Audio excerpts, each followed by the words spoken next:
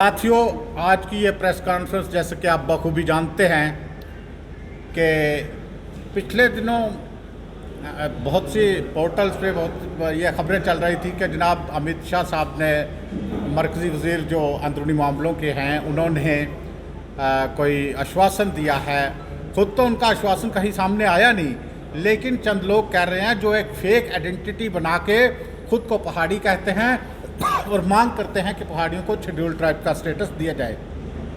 इन लोगों ने 1991 जबकि गुजर बकरवाल और गद्दी सिप्पीज़ को शेड्यूल ट्राइब का स्टेटस दिया गया, तभी से एक साजिश शुरू कर दी कि किस तरह से स्टेटस को डाइल्यूट किया जाए। तब से ये कोशिशें जारी हैं।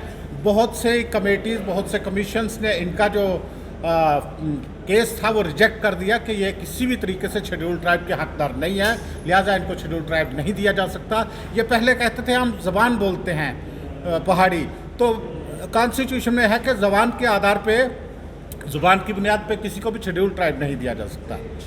ये एक ट्रेट होती है, एक व्यवसाय होता है जिसके तहत शेड्यूल ट्राइब दिया जाता है, जिसको सिर्फ गुजर बकरवाल यहाँ का क्वालिफाई करता था और गद्दी सिप्पीज़ करता था, क्योंकि ये माल मवेशी पालते हैं। माल मवेशी के साथ ये घूमते हैं आगे पीछे, यानी घूमतू गुजर जिन्हें नोमैड कहा जाता है, खाना बदोश कहा जाता है, उस चीज़ को देख के दिया गया है। और ये लोग बहुत ही पुराने रईस लोग हैं और बादशाह रहे हैं, यहाँ भी अक्रॉस द बॉर्डर भी, वहाँ भी हुकूमत करते रहे, जहाँ भी हुकूमत करते रहे।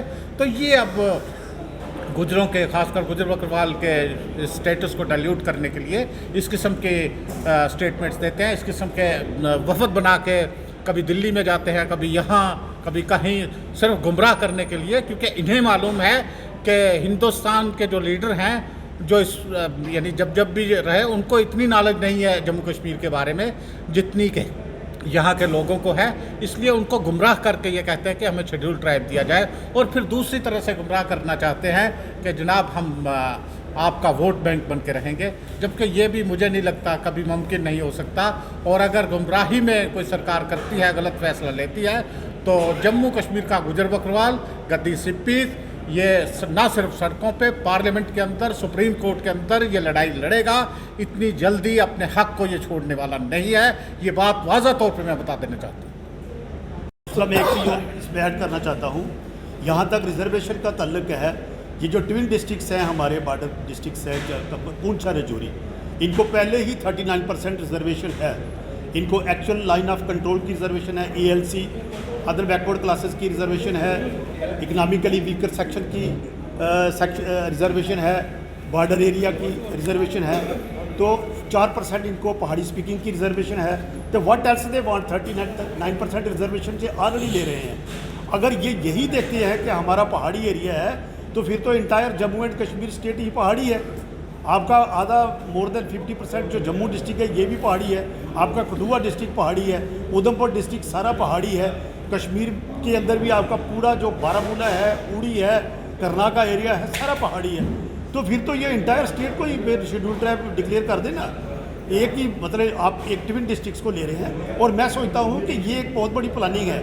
दूसरे लोग बड़े क्लोजली वॉच कर रहे हैं। अगर ये चीज़ होती है तो then other people will also come up, जो इनसे भी ज़्यादा पहाड़ी है। आप देख लीजिए डोडा एंड भद्रवाह के ऊपर कितना एरिया वो पहाड़ी है। They will also claim for the same and the government will face more crisis. तो यही है। और ये जो इनको 39% रिजर्वेशन मिल रही है, जैसे कि हमने बताया है, लेकिन ये ओनली जो हमारी गुज्जर एंड सिप्पी की रिजर्वेशन है उसको डाइल्यूट करना चाहते हैं। हमारे लोग नोमैडिक हैं।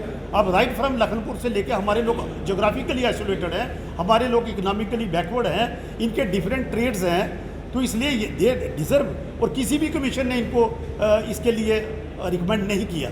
ऑलरेडी जो हमारी NDA की सरकार थी 1998 से लेके 2002 तक जो सरकार थी, उन्होंने रिजेक्ट किया था इनका ये क्लेम।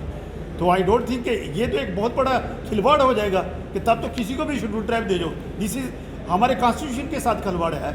ये शेड्यूल ट्राइब कम्युनिटी को जो सो कॉल्ड जिसको बेनिफिट मिलना चाहिए उनको उसको ये डिल्यूट कर देंगे। ये इसका कोई पर्पज़ ही नहीं रहेगा। तो यही हम कहना चाहते हैं। ये लोग जो हैं हकीकत जो है उसको मिसगाइड करके गवर्नमेंट को गुमराह कर रहे हैं।